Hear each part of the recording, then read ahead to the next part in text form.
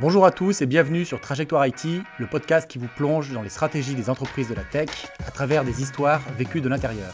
Aujourd'hui, je reçois Yann Fourré, le fondateur d'Ubitech, éditeur de la solution Rimo. Bonjour Yann. Bonjour Thibaut. Donc Yann, tu es le fondateur de Rimo. Est-ce que pour commencer, tu peux nous présenter ton entreprise en quelques mots, s'il te plaît ? Oui, bien sûr. Alors Rimo, c'est nous développons des solutions de remote autour de notre propre protocole d'accès distant à haute performance que nous développons et que nous amenons à une performance assez exceptionnelle pour couvrir de nombreux cas d'usage dans la 3D, dans l'accès distant en général. Ok, très bien. On parlera un peu plus de Rimo en détail tout à l'heure. J'aurais aimé commencer ce podcast par le début, alors peut-être pas de ta vie, mais en tout cas de ton parcours dans l'informatique. Lorsqu'on a discuté un petit peu en amont de cette émission, tu me disais qu'en fait c'était au départ une passion qui t'est venue dès le tournant des années 2000 pour la cybersécurité, c'est ça ? C'est ça, j'ai fait une formation en informatique. À l'époque, l'informatique, c'était pas vraiment en vogue, comme ça l'est actuellement. Donc j'ai fait de l'informatique et puis je travaillais comme admin système et réseau chez un fournisseur d'accès à Internet. Ouais. Et il m'est arrivé de me balader dans un magasin qui s'appelle la Fnac. Qui existe toujours. Qui existe toujours. Et qui, Ouais. à l'époque, c'était le seul endroit où on trouvait de l'information sur l'informatique. Voilà. Ok, donc là tu échangeais avec les... Non, c'est en fait en regardant les livres, je suis tombé sur un livre qui parlait de piratage informatique. Et donc c'est là où est née ma vocation. Donc j'ai acheté ce livre et je l'ai dévoré d'un bout à l'autre. Et c'est là où, voilà, la cybersécurité, comme on disait à l'époque, avant ça s'appelait juste la sécurité informatique. Ouais. C'est là où est née ma passion de la cyber. Et là tu t'es dit, ok, ça c'est quelque chose qui m'intéresse, je trouve ça... C'est là où je me suis dit, effectivement, là il y a quelque chose à gratter, il y a quelque chose à faire d'intéressant, parce qu'il y a énormément de recherches à faire, il y a énormément de défis à relever. Voilà, c'est ça qui m'intéressait vraiment. Ouais, puis on avait quand même déjà des virus qui commençaient à défrayer la chronique, etc. Je me souviens du virus I Love You, je sais pas si ça te parle. Ah, exactement, c'était exactement la période où j'ai commencé. Dans les années 2000, on se posait même la question de est-ce que c'était utile un firewall. C'était vraiment la première question, c'était où je le place, comment je le branche et comment je sécurise mon réseau avec et à quoi ça sert. C'était vraiment les tout débuts. On était au début. C'était vraiment le tout début. Ouais, c'était vraiment le tout début. Ouais, exactement. Ok. Bon, ce que tu aimes par-dessus tout, hein, si j'ai bien compris, c'est et surtout à ce moment-là, hein, c'est d'auditer des boîtes, de les conseiller, notamment en matière de cybersécurité. Et ça t'amène assez loin. Hein, tu n'hésites pas à voyager et on va dire, et à dispenser ton savoir à travers le monde. C'est ça. Après avoir été admin, j'ai été embauché comme ce qu'on appelait à l'époque consultant en sécurité informatique. Dans une ESN ? Non, c'était une boîte c'était justement les toutes premières sociétés en sécurité informatique qui se créaient à l'époque. Voilà, on faisait que ça. C'était notre métier. Donc après, dans le jargon informatique, c'est devenu des pentesters. Après, c'est devenu des red teamers. Je ne sais pas quel est l'autre terme dans les 5 prochaines années qui sera donné à ce type de travail. Mais voilà, donc c'était auditer les systèmes informatiques des entreprises en France et à travers le monde.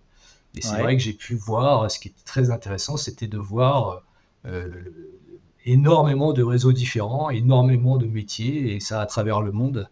Je suis allé sur des endroits totalement exclusifs, comme des plateformes pétrolières par exemple. Effectivement, en allant sur la plateforme en hélicoptère, vous voyez un Windows qui est installé au milieu de la plateforme. Voilà, donc il faut auditer. Voilà, donc j'ai eu des expériences absolument incroyables pendant de nombreuses années. Et avec des choses qui feraient bondir, j'imagine, des experts cyber aujourd'hui, quoi. Enfin, à l'époque, enfin dans les années, c'était en 2004-2005, j'ai dû faire les tout premiers audits industriels. C'est-à-dire que les constructeurs industriels construisaient des usines avec des ports RJ45 où on branchait l'Ethernet dessus et on se demandait ce qui allait se passer, quoi. Voilà, donc il n'y avait pas de séparation entre les deux, tout était sur le même réseau. Enfin voilà, oui, il y avait des choses absolument improbables actuellement. Ça, c'était assez incroyable à voir. Ouais, il y a une grande maturité qui est arrivée entre-temps, même si je Bah, pense qu'on doit encore aujourd'hui voir des choses quand même parfois un petit peu exotiques. il y a certainement des choses encore exotiques. J'espère, parce que j'en fais de moins en moins et j'en fais même plus du tout maintenant. J'espère que c'est vraiment très très rare. Mais à l'époque, oui, des fois, c'était vraiment du grand n'importe quoi. Ouais, ouais. Et Il donc, faut se le tu dire. commences à te faire un nom. Hein, il y a des grands comptes qui te demandent. Alors, plateforme pétrolière, on imagine que derrière, il y a quelques gros acteurs dont on taira le nom, mais qui sont pas des petits poussés au niveau économique. Tu commences à être repéré et on commence à te demander de venir auditer et conseiller Ouais, dans de plus en plus de boîtes. j'ai fait effectivement les plus grosses entreprises du CAC 40 français. J'en ai fait aussi international. Où voilà, j'avais une particularité, une spécialité qui était le réseau interne, l'Active Directory, voilà, tous ces réseaux-là, où je me suis fait une spécialité effectivement de les pirater. Ok, très bien. Effectivement. Tout ça, ça nous amène en 2008. Donc là, tu sais que j'aime bien, moi, dans ce podcast, essayer de retracer avec mes invités les moments pivots, hein, là où vraiment, à la fois dans une entreprise et souvent dans une vie personnelle, il y a une conjonction souvent des deux qui se passe à ce moment-là, il y a un pivot qui est fait. 2008, il y a un pivot chez toi. Deux raisons principales. Une raison, on va dire, plutôt technologique avec l'arrivée de la virtualisation et une raison plus personnelle qui est la naissance de ton fils. C'est ça. À force de voyager à travers le monde, au bout d'un moment, on aime se poser. Donc, effectivement, j'ai eu la naissance de mon premier fils à cette époque-là. Et vu la vie que je menais, c'était pas tellement compatible pour rester à ses côtés et s'occuper de lui. Donc, je me suis mis à chercher un travail, je dirais, autour de chez moi, qui me permettait de rester, enfin, en tout cas d'être proche le plus possible de ma maison. Et il y avait effectivement cette nouvelle technologie qui arrivait, qui était la virtualisation, que je croisais lors de mes audits, mais Ouais. que je n'avais jamais vraiment utilisé en production. Voilà, je n'avais Mhm. pas, à l'époque où je faisais de l'admin, la virtualisation n'existait pas. Et j'avais envie, j'ai toujours eu cette envie de mêler toujours les deux, le conseil et d'avoir la production en informatique pour vraiment connaître les choses, les ressentir et pour pouvoir mieux les conseiller. Et donc, je me suis mis à la recherche d'un poste à côté de chez moi. Ouais.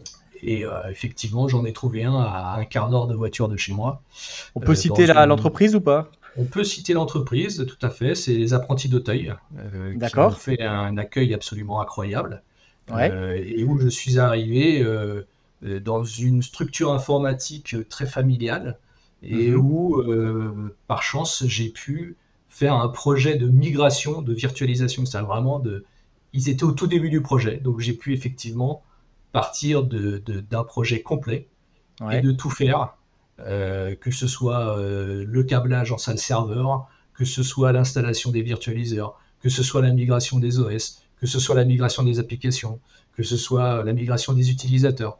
Voilà, j'ai pu voir l'intégralité de tout ce process, et sur une structure qui, même si on parle des apprentis de taille, est une structure assez importante, puisque à l'époque, je pense qu'on devait être à 7000 employés, je pense, et il devait Ouais. y avoir Ouais. au Ouais. moins 20 000 enfants. Donc voilà, il y a eu. C'était pas une petite structure. Voilà, donc ça, Ouais, quelque c'était chose très d'assez intéressant. conséquent. T'avais des Ouais. gens autour de toi. Comment ça se passait? Il y avait une grande équipe parce que, si je me souviens, je crois qu'il devait y avoir une centaine de sites en France, Ouais. avec des supports informatiques aux quatre coins de la France pour aider les utilisateurs, et une cellule informatique donc à côté de chez moi, d'à peu près 7-8 personnes. Euh, Ok. voilà, où voilà, ça a été une expérience riche, que ce soit humainement ou informatiquement. Ouais, Ok. voilà. Super. Ce que je trouve aussi assez intéressant chez toi, c'est que tu n'as jamais voulu être un consultant hors sol. Et tu as toujours, on le voit déjà dans ce début de parcours, hein, que tu nous dessines, hein, où il y a des allers-retours entre de la prod, de l'admin, du conseil, de l'audit. Euh, Et tu m'expliquais que tu n'as jamais voulu lâcher l'admin, système et réseau tout au long de parcours, et même aujourd'hui. Oui, l'informatique pour moi, c'est de faire des choses informatiques, c'est pas d'écrire du papier. Et donc j'ai toujours voulu rester au contact des couches basses, je dirais, et Ouais. de pouvoir toujours mettre les mains dans le cambouis, de pouvoir installer des serveurs, de pouvoir dépanner les serveurs, de pouvoir installer des firewalls, de pouvoir brasser des switches, de pouvoir voilà, de voir le métier en vrai. Et c'est ce qui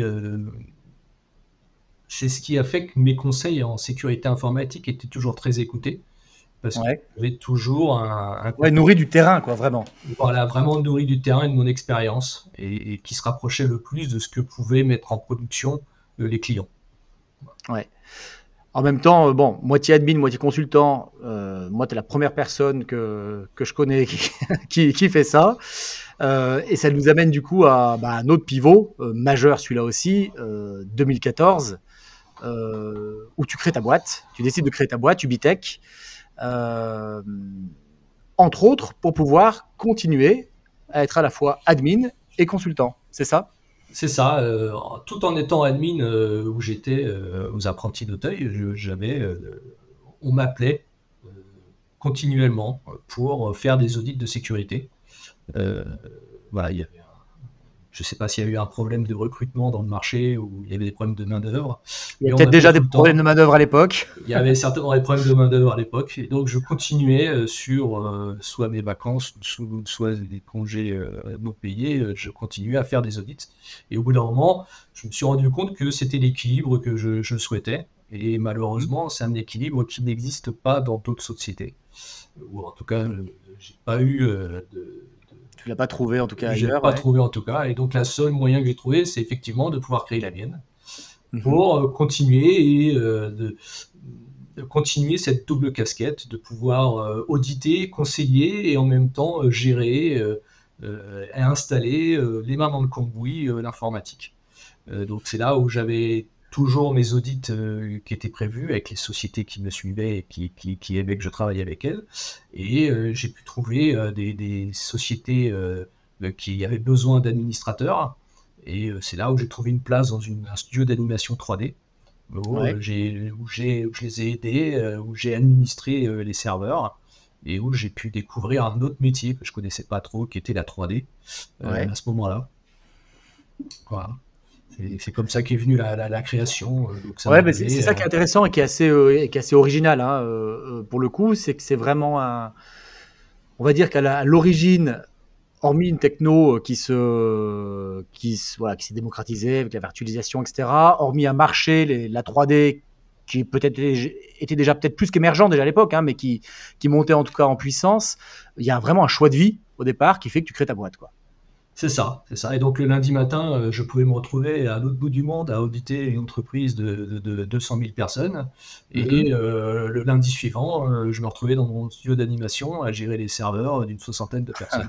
Ouais. Voilà, voilà, c'était le grand écart, mais c'était un grand écart que j'aimais, qui me permettait de pouvoir tout voir en informatique. Voilà, c'était Ouais. vraiment voilà, Et, et, et à l'équilibre. l'ép- et à l'époque, donc, tu as des connaissances évidemment très poussées en informatique, mais tu n'as pas de connaissances particulières en finance, en RH, en management, sur tout ce qui est nécessaire, on va dire, pour faire tourner une boîte. Ah, exactement, oui, là, c'est ma société ne reposait que sur moi au début, Ouais. que sur mes connaissances, que sur les contacts que j'avais déjà, sur les personnes qui me connaissaient et sur l'expérience que j'avais. Voilà. Donc ça ne tenait qu'à la revente de mon expérience et de mes connaissances. Donc effectivement, c'est là où est arrivé le- le- le- pas la nécessité, mais le besoin de se demander qu'est-ce que va devenir cette entreprise. Est-ce Ouais. que ça reste sur moi? Est-ce qu'on l'a fait évoluer? Et c'est là où j'ai recherché des idées de produits, d'essayer de migrer vers de la vente de produits, et où j'ai inventé effectivement un environnement de sécurité pour les bureaux Windows. Et j'en avais tellement pété pendant des années et des années, j'avais Ouais. tellement cassé de l'Active Directory pendant des années et des années, que Ouais. je me suis toujours posé la question de comment je pouvais les sécuriser. Ok. Voilà. Donc, j'ai inventé un espèce de système ultra sécurisé de bureau virtuel. Et tu vois, il n'y avait rien sur le marché que tu trouvais qui était à la Non, hauteur pour. il y avait rien sur le marché qui était à la hauteur de pouvoir sécuriser cet environnement-là. En tout cas, D'accord. comment moi je le souhaitais. Et comment Ouais. éviter par où je passais à chaque fois pendant mes audits. Ouais. Voilà, donc j'y ai mis toutes mes connaissances, toutes les facultés que j'avais de sécurité pour constituer un système qui fait qu'au niveau utilisateur, il n'y a pas trop de différence et l'utilisateur se retrouve dans un environnement tout à fait classique. Par contre, en termes de sécurité, c'était totalement innovant. Ouais. Et donc, effectivement, à l'époque, on avait la difficulté d'accéder à distance à ce bureau Windows. Et sur le marché, eh ben, on était sur un marché, c'est là où on s'est rendu compte un petit peu vieillissant des accès distants. On avait beaucoup d'accès distants de support, c'est-à-dire qu'on donnait Ouais, accès à c'est ça. distance de son ordinateur à Oui. support informatique. Qui prenait la main, ouais, ouais. Voilà, avec la main, on le dépannait, machin. Mais pour accéder à distance à un bureau pour pouvoir travailler, là, les clients commençaient un petit peu à se réduire. Et Mhm. donc, dans cet environnement, il se posait la question du protocole d'accès. Voilà. Ouais. Donc, c'est là où il y a eu un challenge, début de réflexion avec mon frère sur comment faire pour accéder à distance à ces bureaux qui seraient ultra sécurisés. Ton frère, c'est la première personne qui te rejoint C'est au la sein de première votre personne qui entreprise? me rejoint effectivement, puisque toujours pareil, très technicien, c'est lui le développeur et le génie qui a réussi à faire que notre protocole se classe parmi les meilleurs mondiaux. C'est lui qui a réussi à faire qu'au final, en partant d'une simple idée de se dire, bon, est-ce que je peux donner accès à distance à un bureau virtuel avec les fonctionnalités que je veux? Il en a fait un produit qui est ultra rapide et ultra performant. Et donc c'est pour ça qu'on a décidé donc de s'associer cette fois-ci, de venir, mais on est resté dans la même perspective on était deux techniciens l'un avec l'autre. Ouais. Ton frère, son prénom, c'est Gwenaël. Voilà. Gwenaël Gwenaël. Ribon. Gwenaël Fourré. Ok, très bien. Ouais, c'est ça, exactement. Exactement. Et ok, donc lui, il te rejoint. Bah, alors, j'ai envie de te poser une question bête, hein, mais qu'est-ce que ça change d'avoir un frère en tant qu'associé, de travailler en famille? Alors ça change qu'on le voit plus souvent, déjà, parce qu'on se voyait tous les jours, mais on a surtout une très très grande confiance. Ouais. Et bien souvent, il y a beaucoup d'entreprises qui se créent entre associés, et bien souvent, il y a des problèmes après. Ouais. Voilà, Des problèmes d'alignement problèmes d'alignement, des de gens qui ont des visions un stratégie. peu différentes. Ouais. Ouais. Exactement. Et dans d'autres cas, on était très complémentaires en termes de technique. Voilà. Lui, c'était un super développeur. Moi, je manageais à d'autres compétences, le réseau, le système. Ce qui fait qu'au final, on se marche vraiment jamais l'un sur l'autre. On a une vision commune. Et puis, bon, comme on est frères, bon, on a le droit de s'engueuler. C'est pas très grave. On se réconcilie après. On se réconcilie après au repas de Noël. Ouais. Voilà, c'est ça. C'est ça. Et j'imagine peut-être aussi, du coup, une connaissance assez intime qui permet peut-être d'aller plus vite dans la prise de décision, dans les innovations. Enfin, j'imagine que ça doit raccourcir quand même certains délais de réflexion, le fait que vous puissiez peut-être vite rebondir l'un sur l'autre. C'est certain, il n'y a pas de filtre. C'est-à-dire que Ouais. quand l'un doit dire des choses à l'autre, ça va très vite. Il n'y a pas de notion aussi de problème de se dire je vais déranger l'autre parce que je l'appelle un dimanche soir, des choses comme ça. Non, là, il n'y a pas de. Ouais, il connaît tes gamins, Voilà. il connaît ta routine du dimanche soir. C'est ça, c'est ça, c'est ça. Donc il y a aucun tabou de s'appeler, de se dire les choses, de travailler, de remettre en cause certaines directions, d'en prendre d'autres. Voilà, ça va très très vite. Ouais. Ça va très très vite. Ouais. Si j'en reviens un petit peu à Rimo, parce que donc Ubitech, la boîte, elle change de nom, hein, vers quelle année à peu près? Alors, elle n'a pas changé de nom pour l'instant. Ah oui, officiellement, elle s'appelle toujours Ubitech. Elle Ouais. s'appelle toujours Ubitech parce que les papiers, c'est toujours très long. Mais Ouais. effectivement, on a trouvé le La nom. marque qui est mise en avant, ouais. Ouais. C'est-à-dire que le protocole qu'on a réussi à faire a eu plusieurs noms mais qui n'étaient pas très sexy. Et c'est en 2019 qu'on a trouvé le mot Rimo.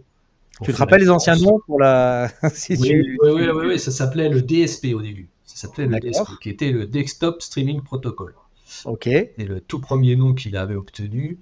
Après, je me rappelle plus des autres noms farfelus qu'on a trouvés, mais Rimo était celui qui était le plus sympa. Ouais. simple, juste Rimo, voilà, fallait trouver une extension qui était disponible. Donc voilà. Ouais, donc au départ, c'est un protocole que vous créez, c'est un projet que vous créez au sein d'Ubitech, quoi. C'est ça, exactement. Et c'est parti sur un pari, hein, comme je disais, d'accéder à distance à des bureaux. Et comme par chance, je dirais, comme je travaille dans un bureau comme admin 3D, eh bien, Mhm. on a pu tester en conditions les plus, où la demande est la plus forte, d'avoir un protocole de qualité Ouais. dans ce studio-là qui a fait Oui, un c'est peu. ça, parce qu'au-delà des notions de sécurité, il y a quand même Ah, il y avait des notions d'image. voilà, Il des fallait. images de bande passante, qui sont colossales, j'imagine. Exactement, exactement. Et c'est ça tous les défis qu'on a relevés et qu'on relève tous les jours encore. Parce Ouais. qu'on améliore sans arrêt le protocole, on est toujours à la recherche de l'image la plus parfaite, de la bande passante la plus parfaite, du son le plus parfait Ouais. sur nos différents clients, qui vont être des clients effectivement qui font des studios d'animation pour des dessins animés, qui font des Ouais. médias, de la télé, Mhm. qui vont faire aussi du dessin industriel, qui vont faire de la post-production. Voilà, enfin, tous ceux qui ont besoin d'utiliser leur carte 3D à distance, ce sont des gens qui sont très exigeants dans leur accès à distance. Ouais. Et c'est vrai que les protocoles qui le permettent ne sont pas nombreux à travers le monde. Et du coup, vous êtes spécialisé vraiment sur ce marché-là, ou qui peut le plus, peut le moins? Vous êtes allé aussi sur des marchés où le besoin en qualité en bande passante est un peu moindre. Comment s'est développé Rimo? Alors, effectivement, on a notre offre Rimo Desktop qui permet cet accès à distance à des ordinateurs physiques, Ouais. mais on est allé plus loin, où on a utilisé notre protocole et on l'a mis dans un système de conteneurisation, c'est-à-dire qu'on a conteneurisé notre protocole et on a Ouais. conteneurisé des applications graphiques pour renvoyer un flux vidéo. Donc on en a fait différents et on continue, on est en train de déployer, de développer cette offre, d'avoir différents produits accessibles par Rimo. Donc ça va être par exemple des navigateurs Internet. On va pouvoir Ouais. surfer de manière sécurisée sur Internet avec un simple conteneur qui se trouve dans le cloud. Et grâce à D'accord. la qualité de Rimo, eh bien, il est capable de faire des zooms, de faire des Teams à distance, grâce à la qualité de Rimo. Voilà. Ok. Rimo permet de passer une qualité d'image exceptionnelle avec une fluidité exceptionnelle, de pouvoir faire passer donc le son, l'image, la caméra, euh, pour faire des visuels à distance. Après, il y a plein d'autres applications, hein. On est sur des concepts de, de diffusion d'applications 3D, par exemple, où on va Ouais. pouvoir, à travers le monde, les gens qui développent des applications sous Unity 3D ou sur Unreal, de Mhm. pouvoir les diffuser mondialement grâce à Rimo. Ok. Et du coup, Rimo aujourd'hui, c'est combien de personnes? C'est combien de clients en gros? C'est en France, à l'international? Ça représente Alors, quoi? pour l'instant, on est présent dans 25 pays, on a des clients dans 25 pays, on a une Ouais. base d'utilisateurs de 30 000 utilisateurs. Ok. Donc c'est gratuit pour les individuels, les gens viennent, s'enregistrent, utilisent. Et donc Ouais. on a des clients, des vrais clients dans Entreprise. 25 pays, Ouais. Mhm. entreprises dans 25 pays. Donc ça va du Canada, aux États-Unis, Mexique, Brésil, jusqu'à l'autre côté, au Japon, en Australie, en Afrique du Sud, on en a partout. Et tout ça avec une équipe assez réduite, parce que pour l'instant on est 8. Ok. Et c'est là où on a réalisé il y a cette année une levée de fonds pour aller chercher des gens avec des compétences qu'on n'avait pas et qu'on disait tout à l'heure, effectivement, on est resté des Oui, parce que techniciens. voilà, c'est ça. Sur les 8 aujourd'hui, la proportion de tech, elle est, alors je sais pas de combien elle est exactement, mais elle est assez élevée, j'imagine. Là, non, on a réussi maintenant à faire un petit peu les vases communicantes, on est 4-4. Voilà, Ah, ok, très bien. Ok. voilà, on a réussi à faire que les Plus techniciens ne soient équilibré pas que en ce que je majorité. pensais. Voilà, Ouais. plus équilibré, effectivement, et on continue à recruter. Là, on va recruter de nouvelles personnes là, bientôt.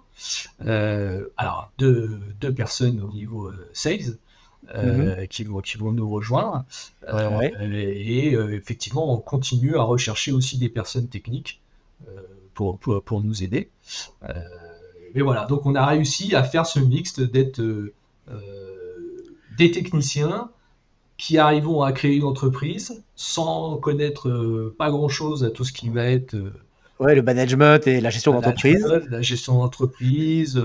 Et puis, quand je vois tous les start-upers qui doivent faire des business plans, qui doivent aller voir des dizaines et des dizaines de fonds d'investissement pour présenter leurs produits et choses comme ça. Voilà, donc ça n'a pas été du tout ma tasse de thé. Et je pense Oui, que ça, c'est pas ton truc, tu m'avais dit. Hein, c'était pas, c'est pas mon truc. c'est pas ce qui t'animait au départ. C'est pas ce qui m'animait au départ, et donc j'ai trouvé des gens qui connaissaient ça. Voilà, donc c'est là où j'ai réussi à trouver des gens qui pouvaient faire cette partie-là et me laisser la partie que j'aime, c'est-à-dire la partie technique. Voilà, Voilà. où tu peux toujours mettre encore les mains dans les mains dans le cambouis, c'est dans ça. le cambouis. Ouais, je suis un psychopathe de la sécurité informatique et j'ai beaucoup de mal à déléguer la sécurité informatique. Donc Oui, bah, en même temps, tu peux continuer. Tu as la chance si tu as réussi à faire au départ, à continuer à vivre ta passion tout en créant une entreprise qui lève des fonds, qui se développe et en même temps sans jamais renoncer à ce que tu aimes faire, quoi. Exactement. Bon, bah ça c'est bien. Et comment tu vois l'avenir de Rimo et plus largement de la virtualisation? Eh bien, c'est ce qu'on amène avec notre produit Rimo Containers, c'est le fait qu'avant, il y a eu des gros marchés qui sont arrivés, ce qu'on appelait le DaaS, quelques années de ça, c'était le Desktop as a Service. Ouais. C'était en avec 2A donc. Ouais, avec 2A exactement, et c'est un marché qui a eu du mal à trouver. Il y a eu les grandes grèves de 2019, il y a eu le Covid, et les gens ont redécouvert cette offre-là de desktop à distance pour travailler. Parce que j'imagine que le Covid bien boosté des choses. Ça, a bien fait accélérer quand même pas mal de choses. Exactement. C'est-à-dire qu'il a accéléré les consciences de chacun. Voilà, il a montré qu'au final, à distance, on pouvait aussi bien travailler qu'en local. Voilà, donc il y a une maturité qui s'est trouvée accélérée du côté des demandeurs, enfin du côté des clients potentiels, et donc qui a créé, j'imagine, un appel d'air pour Rimo, exactement. Et en gros, cette idée maintenant de travailler à distance, eh bien, les gens commencent à repenser au cloud. C'est-à-dire de se dire, au final, j'ai peut-être pas besoin d'avoir tous mes PC chez moi, parce que ça me coûte de l'espace, ça me coûte de l'électricité, ça me coûte de la clim, ça me coûte de la place, des choses comme ça. Les gens sont obligés de se déplacer tout le temps, donc il n'y a pas de qualité de vie extraordinaire, à être serré tous les jours dans le métro. Enfin voilà. Des contraintes de sécurité aussi. Des contraintes de sécurité aussi, où on détermine qu'il n'y a plus nécessité d'avoir un PC portable de l'entreprise chez soi avec les données de l'entreprise chez soi, et que grâce à Rimo, au final, toutes les données se trouvent dans un data center sécurisé et où on accède à distance en renvoyant juste une image de ce qui se passe sur son PC. Et avec Rimo Containers, eh bien, on essaye de redéfinir un peu la virtualisation, où la virtualisation, c'est toujours basé sur des produits que tout le monde connaît, qu'il n'y a pas grand monde qui a essayé de les attaquer. Et bien nous, on essaye d'amener une plus grande légèreté, une plus grande agilité à l'intérieur de cette utilisation, en amenant de la containerisation à la place de la virtualisation. Voilà, c'est notre idée future qu'on est en train de mettre en place petit à petit. C'est avant d'amener la containerisation pour le calcul, on a amené la containerisation pour les serveurs. Nous, on amène la containerisation pour les applications graphiques. Ouais. Voilà. Hyper intéressant. Et effectivement, sans doute, ça paraît être quand même le sens de l'histoire, on va dire. Ça semble être le sens de l'histoire, parce que tout le monde veut faire du graphique. Maintenant, il n'y a plus personne qui lit un fichier Excel. Les gens ne lisent plus les fichiers Excel, les gens lisent les graphes. Voilà. Les gens ont besoin de graphique. Voilà. Ok, super. Écoute, on arrive au bout un petit peu de cette émission. J'aime bien terminer par une question toute bête. Est-ce que tu aurais un conseil ou quelque chose que tu auras envie de dire à ceux qui nous écoutent, aux dirigeants notamment, et aux entrepreneurs, et puis à toutes les personnes qui écoutent ce podcast? Je pourrais donner un conseil aux dirigeants techniques comme moi, c'est-à-dire que les gens qui aiment la technique et qui font que de la technique, de ne pas avoir peur à se lancer, parce qu'ils n'ont pas les compétences nécessaires pour aller faire un business plan ou autre chose. Donc je dirais que c'est possible de créer une société en étant technique. Voilà. Vous connaissez rien au management, au RH, etc. C'est pas grave, ça peut venir après. Vous pouvez trouver des personnes qui viendront dans votre boîte, mais si déjà il y a une passion et une envie de faire à partir de la technique, c'est jouable. C'est ça, exactement. Bon, en tout cas, tu l'as prouvé à travers Ubitech et Rimo, donc conseil entendu, et j'espère qu'il sera écouté par toute notre audience. Je l'espère aussi. Bon, merci beaucoup Yann. Et merci puis à bientôt, et puis bonne continuation avec Rimo. Merci à toi. Merci.